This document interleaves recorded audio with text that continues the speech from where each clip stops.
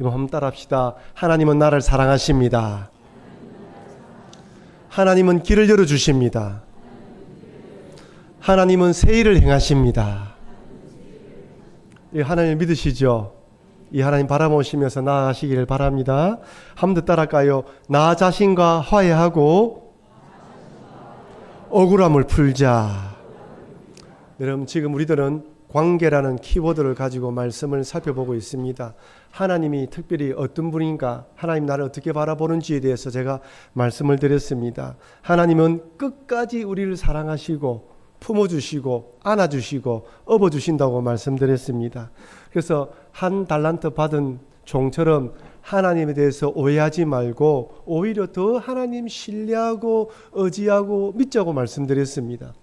하나님은 자기를 찾는 자들에게 상 주시는 이시며 하나님 나라 확장을 위해서 달려가자고 말씀드렸지요. 그리고 하나님과의 깊은 교제를 통해 신성한 성품, 신의 성품, 성령의 9가지 열매가 내 삶에 풍성하게 맺혀서 더 깊은 교제로 나아가자고 말씀드렸습니다. 오늘은 그 하나님의 사랑을 깨달은 우리가 나 자신을 통하여 내가 내 자신과 어떻게 관계를 맺어야 되는지 살펴보면서 은혜를 나누려고 합니다. 여러분 어떻습니까?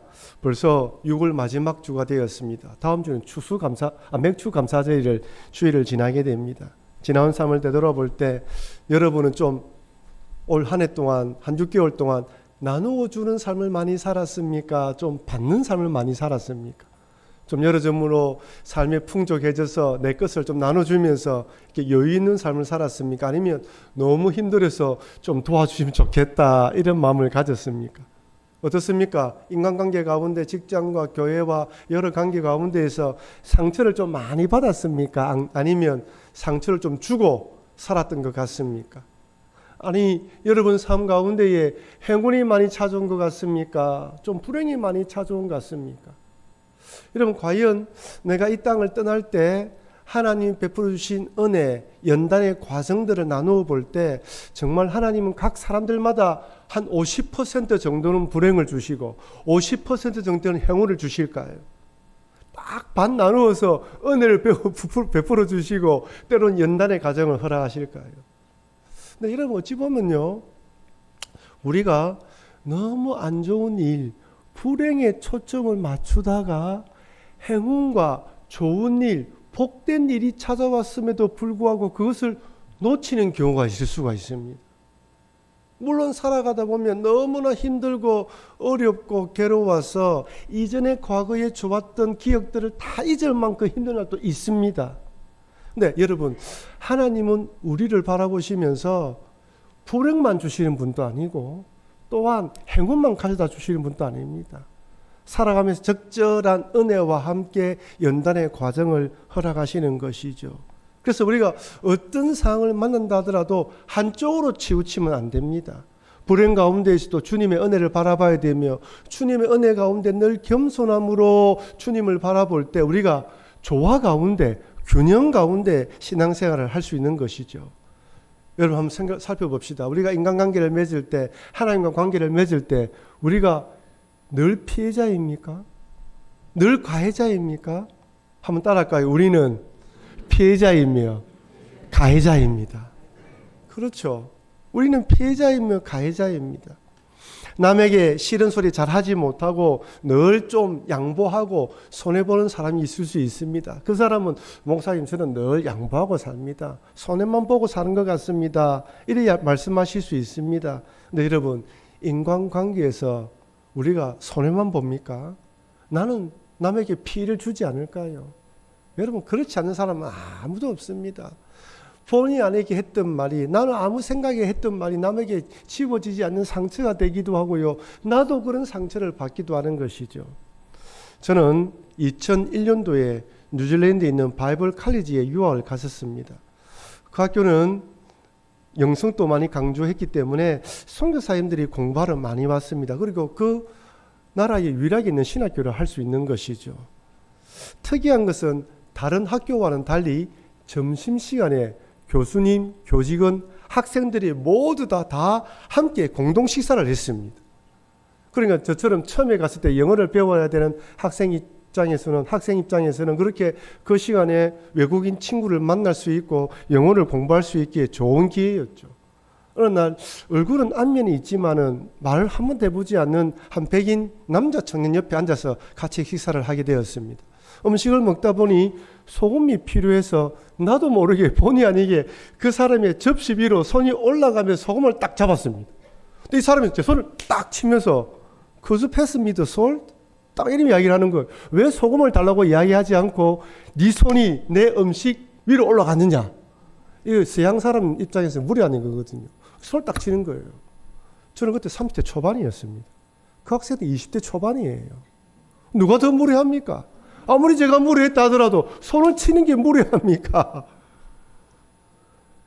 그때는 제가 30대 초반이었거든요. 혈기가 왕성했습니다. 진짜 한번 할까? 한번 맞부터 볼까? 가만 생각해보면 20대 청년이잖아요. 또 신학생이지 않습니까? 그래서 그냥 넘어갔습니다. 밥을 어떻게 먹었는지 기억도 나지 않아요. 이제 그 다음부터 문제예요. 그 학생을 볼 때마다 마음이 편하지 않습니다. 지금도 그 학생 이름을 기억합니다. 더글라스. 그 이후로 더글라스를 별로 안 좋아합니다. 볼 때마다 기분이 안 좋아요. 생긴 것도 왜 그렇게 믿게 생겼습니까? 참 희한하죠.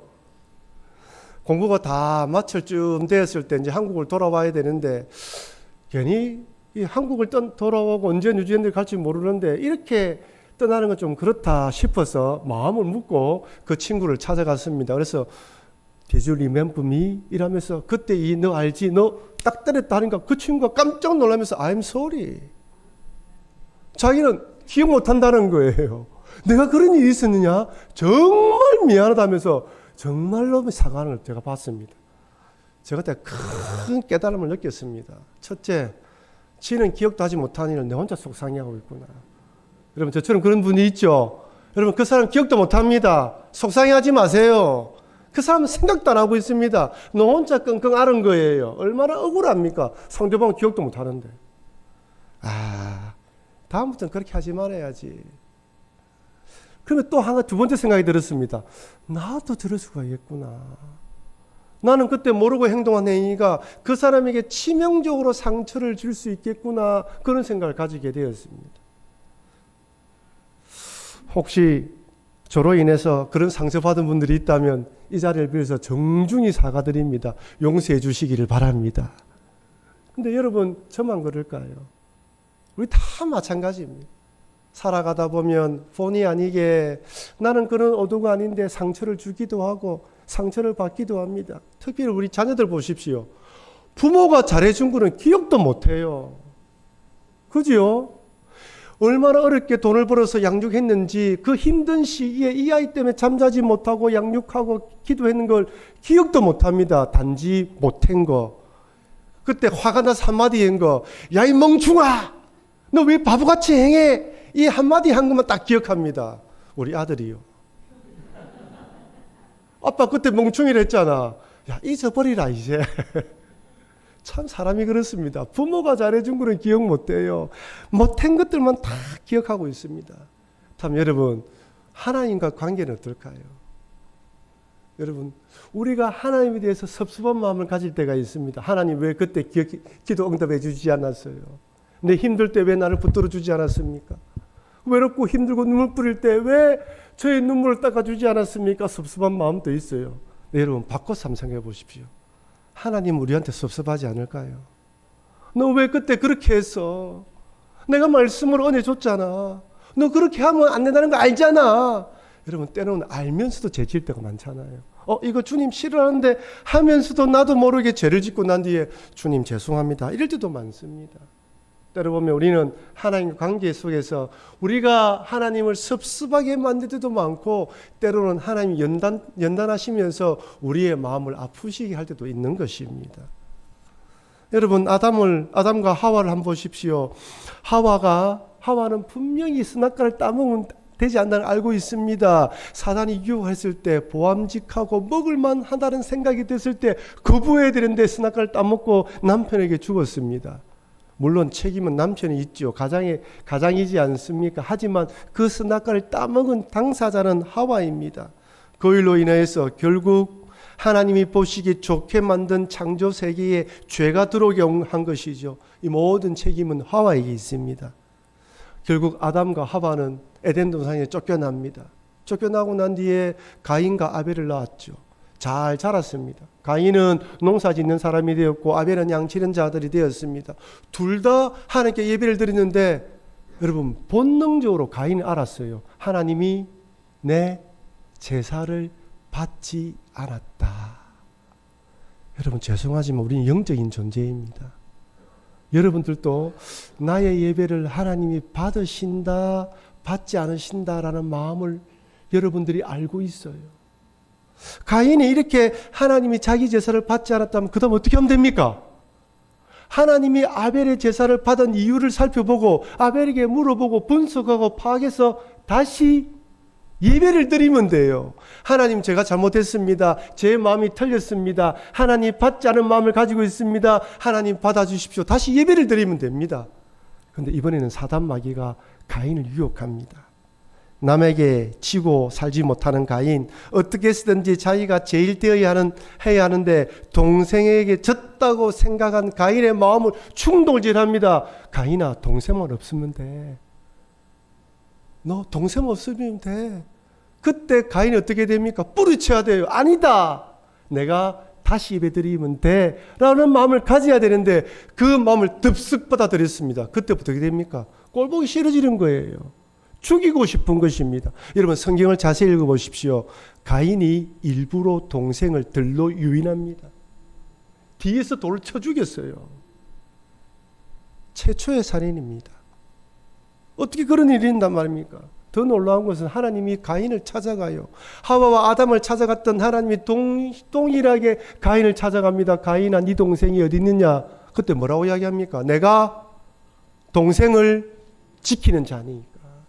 회개할 마음이 없어요. 우리 인생이 그렇습니다. 은혜가 없어지고 죄를 짓고 나면 그 다음 회개를 하지 않습니다. 내가 누구인데 내가 동생을 지키는 자니까 저 사람이 그랬어요. 저 사람이 그랬어요. 핑계대기 시작하는 게 인생입니다. 결국 하나님은 가인을 유리방황하는 자를 되게 만듭니다. 여러분 관점을 이제 하와에게 돌립시다. 하와는 솔직히 두 아들을 잃었습니다. 하나는 죽음을 잃어버리고 하나는 길을 떠나 유리방황하게 됩니다. 다시 만날 수가 없습니다. 하나들은 살해를 당했고 하나들은 살인자가 되었습니다. 그것도 형제지간입니다. 이 사건을 목격한 하와의 마음이 어땠을까요? 아담의 마음이 어땠을까요? 아, 내 책임이다. 내가 죄를 지어서 그 죄가 우리 집에 들어왔고 이 일이 일어났구나. 부모라면 그런 마음을 가졌을 것입니다. 내 책임을 돌리는 것이죠. 얼마나 가슴이 아팠을까요? 내가 두 아들을 죽였다라고 생각할 수 있는 것이죠. 미국의 한인들이 초창기에 이민을 갔을 때 일입니다. 지금도 미국에서는 미성년자를 혼자 두면 안 되죠. 베이비시트를 둬야 됩니다. 아니면 누가 어른이 있어야 되는 것이죠. 그런데 한 싱글맘이 어린 아이를 두고 그 아이를 키우고 있었는데 뭐 맡길 데도 없고 돈도 없으니까 밖에 나가면서 먹을 것과 장난감을 두고 밖에 문을 잠그고 나갔다고 합니다. 누가 보면 안 되는 것이죠. 어느 날 일 마치고 피곤한 몸을 일구고 집안에 들어와서 문을 딱 열고 문을 딱 보니까 그만 아기가 큰 TV에 깔려 죽어 있더랍니다.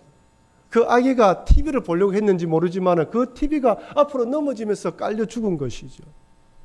큰 충격에 빠져서 울면서 경찰에 신고를 했습니다. 경찰이 와서 보니까 영어가 안 되니까 통역사를 불러왔어요. 그 엄마가 앉아서 넋을 잃은 채 아이고 내 잘못이야. 내가 내 아들을 죽여서 하며 가슴을 치고 있으니까 이 경찰이 물어보는 거예요. 통역사한테 뭐라고 이야기합니까? 지가 아들 죽였다고 이야기합니다. I kill my son, I kill my son 이렇게 통역한 거예요. 그러니까 그 어머니는 1급 살인죄로 기소된 거예요. 이 사실을 한인 동포들이 알고 돈을 모아서 유능한 변호사를 섭외를 해서 우리 정서상 엄마가 그런 일을 당하면 자기가 아기를 죽였다고 생각한다 라고 설명을 해주면서 그 오해는 풀렸지만 아기를 방치한 죄는 짊어지고 징역은 살았다고 합니다. 여러분 하와가 이런 마음 아닐까요? 두 아들을 잃어버린 엄마의 마음이 어떻겠습니까? 내 죄로 돌리는 것이죠. 하와에 비해서 사도 바울은 하나님에 대해서 명백하게 원수를 행했습니다. 바울은 예수님은 이단이며 하나님을 모독한 신성 모독자로서 당연히 십자가에 달려 죽어야 한다고 생각했습니다. 그리고 그를 따르는 그리스도인들은 모조리 박멸하여 진멸해야 된다고 생각했습니다. 그것이 하나님을 위한 열심이라고 생각한 것이죠. 그가 어떤 눈을 가지고 어떤 마음을 가졌는지 성경은 이렇게 묘사하고 있습니다. 사도행전 8장 3절 같이 읽겠습니다. 사울이 교회를 전면하세 각 집에 들어가 남녀를 끌어다가 옥에 넘기니라. 사도행전 9장 1절입니다. 같이 읽겠습니다. 사울이 주의 제자들에 대하여 여전히 위협과 살기가 등등하여 야, 대제사장에게 가서 교회를 잔멸할세 끌어다가 옥에 가둔다. 여전히 위협과 살기가 등등하다. 여러분, 사울의 인상이 어떤 인상인지 볼만하죠. 눈이 매섭습니다. 걸리면 끝장난다는 눈빛 쳐다봅니다. 어느 누구도 그의 눈을 쳐다볼 수 없어요. 그의 눈에는 인자와 자비가 없습니다. 오직 하나, 하나님을 모독하는 저런 자들을 다 죽여야 돼. 그는 하나님에 대한 열심이 있습니다. 하나님에 대한 충성이라 생각합니다. 어떤 길을 걸어간지 몰라요. 하나님이 기뻐하신다고 믿었습니다. 그런데 하나님은 원수처럼 행하고 있습니다. 여러분, 다시 한번 봅시다. 만약에 하나님께서 이런 하와를 내버려 두셨다면, 이런 사울을 그대로 내버려 두셨다면 어떻게 되었을까요? 하와에게 더 이상 자녀를 주지 않고 새로운 선택을 했다면 하와는 그 평생 그 마음을 가지고 살아가야 됩니다. 그런데 하나님이 하와에게 다시 자녀를 주고 그 자녀가 예배하게 됩니다. 창세기 4장 25절 26절 아담이 다시 자기 아내와 동침함에 그가 아들을 낳아 그의 이름을 셋이라 하였으니 이는 하나님이 내게 가인이 죽인 아벨 대신에 다른 씨를 주셨다 함이며 셋도 아들을 낳고 그의 이름을 에노스라 하였으며 그때에 사람들이 비로소 여호와의 이름을 불렀더라. 무슨 말입니까? 다시 자녀를 주셨고 그 자녀들이 하나님을 예배하는 자가 되었다는 것입니다. 비록 가인과 아벨이 그렇게 희생이 되었지만 그 하와를 포기하지 않으시고 다시 자녀를 주셔서 예배하는 인생으로 만들어 주셨다는 것입니다. 포기하지 않았다는 거예요. 여러분, 사울은 어떻습니까? 만약에 사울이 그렇게 하나님께서 만나주시지 않고 그렇게 죽임을 당했다면 그의 인생은 끝장입니다. 영원한 형벌을 받게 됩니다. 그런데 부활하신 예수님이 직접 찾아가셔요. 사도행전 9장 3절 4절 같이 읽겠습니다. 사울이 길을 가다가 다메섹에게 가까이 이르더니 호련히 하늘로부터 빛이 그를 둘러 비추는지라 땅에 엎드러져 들음에 소리가 있어 이르시되 사울아 사울아 내가 어찌하여 나를 박해하느냐 하시거늘. 부활하신 주님이 직접 나타나셨어요. 그리고 이름을 두 번 사울아 사울아 정신 차리라. 네가 지금 무슨 일을 하고 있느냐. 여러분, 사울이 이때 어떤 마음이 있을까요? 망치로 머리를 한 대 띵 맞은 그런 상태 아니었겠습니까? 내가 지금까지 무슨 일을 한 거야? 나는 하나님을 위해 충성한다고 했는데 내가 지금 어디서 무엇을 한 거야? 아마 큰 충격에 빠졌습니다. 3일 밤낮을 먹을 수 있겠습니까? 잠을 잘 수 있겠습니까? 내가 하나님께 원수처럼 행했는데. 근데 여러분, 이런 사울을 하나님 만나 주셨어요. 이들을 원수라고 내팽개치고 용서해 주지 않았습니다. 다시 예배자로 사울은 하나님의 종으로 세워주십니다. 하나님의 넓은 사랑으로 품어주시고 용서해 주시는 것이죠.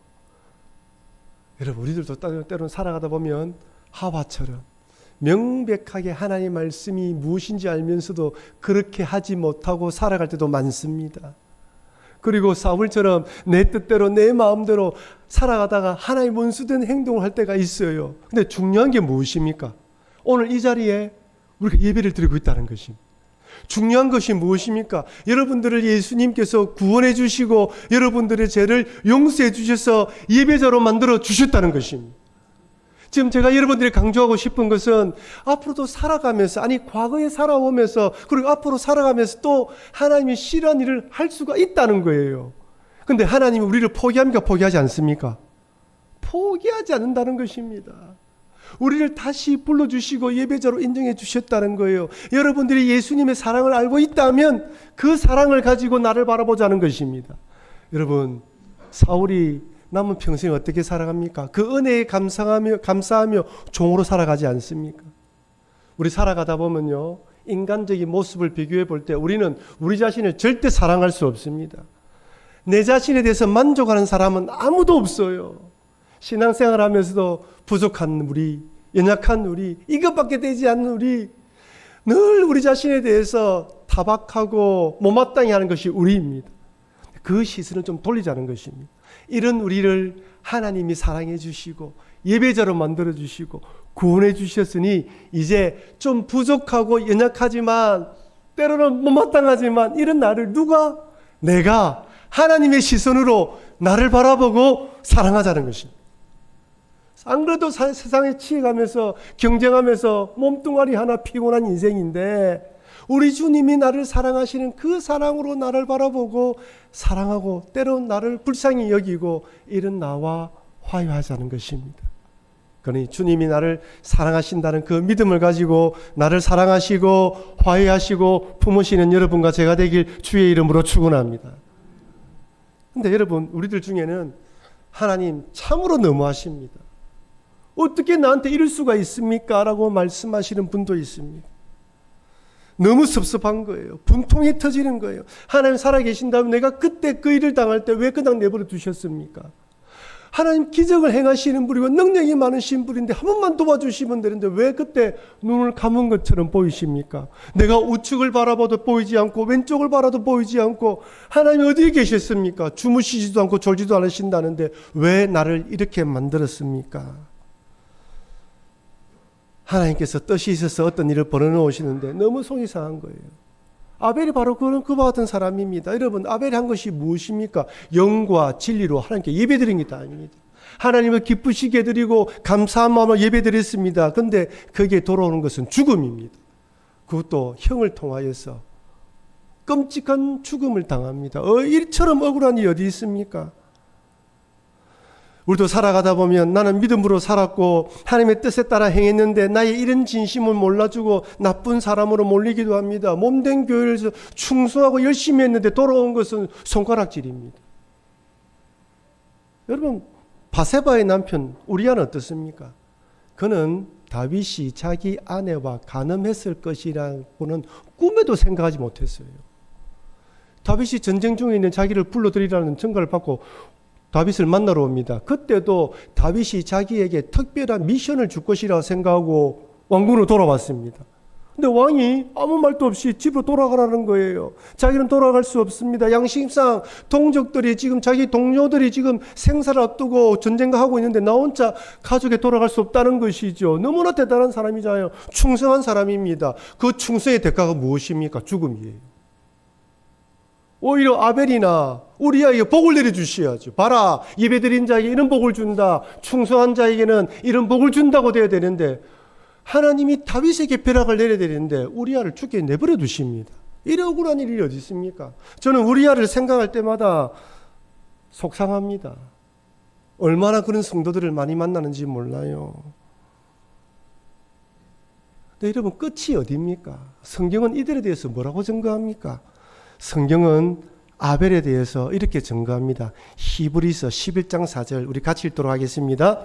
믿음으로 아벨은 가인보다 더 나은 제사를 하나님께 드림으로 어려운 자라 하시는 증거를 얻었으니 하나님이 그 예물에 대하여 증언하심이라. 그가 죽었으나 그 믿음으로써 지금도 말하느니라. 그가 죽었으나 그 믿음으로써 지금도 말한다. 무슨 말입니까? 그 믿음을 내가 받아들였다는 거예요. 억울한 죽음, 안타까운 죽음이지만 나는 알고 있다. 그리고 그 믿음을 믿음의 장에 기록하면서 그 믿음이 어떤 믿음인지를 사람들에게 알리고 있다는 것입니다. 우리는 어떻습니까? 마태복음에 이렇게 기록되어 있습니다. 마태복음 1장 6절입니다. 이새는 다윗 왕을 낳으니라. 다윗은 누구요? 다시 한번 누구요? 우리의 아내입니다. 여기 바세바에게서 솔로몬을 낳고 해도 틀린 말이 아니에요. 왜 그렇습니까? 지금 마태복음에서는 여자들의 이름을 계속 언급하고 있습니다. 유다의 며느리 다말, 여리고의 기생 라합, 모압 여인 룻과 예수님의 어머니 마리아를 직접적으로 거론하고 있어요. 그렇다면 여기에도 바세바라고 들어가는 게 맞습니다. 근데 하나님은 성경 저자 마태를 통하여 여기에다가 우리아의 이름을 넣어요. 왜 그렇습니까? 신약 성경을 읽는 우리들에게 나는 누구를 기억한다? 우리야를 기억한다는 거예요. 하나님은 여러분을 기억하십니다. 하나님은 여러분이 어떻게 믿음으로 행하고 있고 어떤 믿음을 살아가는지 다 아십니다. 그걸 잊지 말라는 거예요. 우리는 때론 억울한 일을, 하나님은 때론 우리들에게 억울한 일을 찾아오도록 허락하십니다. 내버려 두십니다. 욥처럼 그런 일이 찾아오도록 내버려 두셔요. 모든 재산을 다 잃어버리고 자녀들이 죽는 일을 만나기도 하고 몸에 병이 생기기도 합니다. 하나님은 욥을 통하여 경외하고 완전한 자라고 말합니다. 그럼에도 하나님 허락하십니다. 근데 욥기를 찾아보면요, 하나님이 욥에게 왜 너에게 이런 연단을 주는지 설명하지를 않아요. 나중에 뒤에 보면 38장부터 보면 내가 누군지 아느냐? 나는 온 땅을 창조했다. 바다 속에 길을 잇는 건 네가 아느냐? 보았느냐? 하나님 무슨 이야기를 하십니까? 나는 하나님이다는 강조합니다. 때로는 그 뜻을 알 수가 없습니다. 근데 하나님이 기억하고 있다는 거예요. 오늘 본문을 보면 오늘 본문의 말씀은 억울하게 죽임을 당하고 핍박받는 성도들에게 주시는 말씀입니다. 근데 주님이 이렇게 말씀하십니다. 요한계시록 6장 10절 제가 읽겠습니다. 큰 소리로 불러 이르되 거룩하고 참되신 대주제여 땅에 거하는 자들을 심판하여 우리 피를 갚아주지 아니하시기를 어느 때까지 하시려 하나이까 하니, 이 말씀이 무슨 말씀입니까? 억울하게 죽임을 당한 신앙인들이 하나님 언제까지 우리의 피를 갚아주지 않습니까? 이렇게 억울한 죽임을 당하고 또 앞으로 억울한 죽임을 당하는데 하나님 언제까지 보고만 계시겠습니까? 라고 이야기를 하자 주님이 이렇게 말씀합니다. 요한계시록 6장 11절 우리 같이 한번 읽어보겠습니다.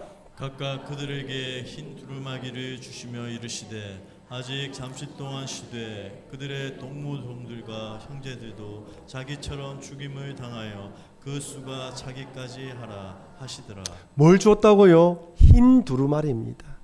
구원의 상징이죠. 그들을 다 구원하셨답니다. 그러면서 하시는 말씀이 아직 잠시 동안, 주님이 오시기 전까지는 그런 핍박이 계속 있을 것이다 라고 말씀합니다. 하지만 나는 뭐라?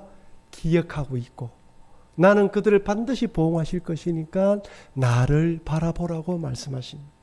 사랑하는 성도 여러분, 우리들이 땅에 사는 동안 우린 서로에게 가해자가 되기도 하고 피해자가 되기도 합니다. 때론 하나님 앞에서 하나님의 마음을 속상하게 만들기도 하고 연단의 과정을 겪으면서 하나님에 대해 섭섭한 마음을 가질 때도 있습니다. 하나님께서 원하시는 것이 무엇인지 알면서도 죄를 짓기도 하고 때론 하나님 원수처럼 행할 때도 있습니다. 반면에 하나님에 대해서 섭섭한 마음을 가질 때도 있는 것이죠. 그렇게 힘들고 어려울 때 도와주지 않는 하나님 왜 이러십니까? 라는 마음이 들 때도 있습니다. 하지만 여러분, 하나님은 그 흉측한 죄를 지은 나를 용서해 주시고 이 자리로 불러주셔서 예배자로 삼아주셨다는 것, 그리고 끊을 수 없는 사랑, 포기하지 않는 사랑, 업어주시는 사랑으로 우리를 끝까지 인도한다는 걸 잊지 마시기를 바랍니다.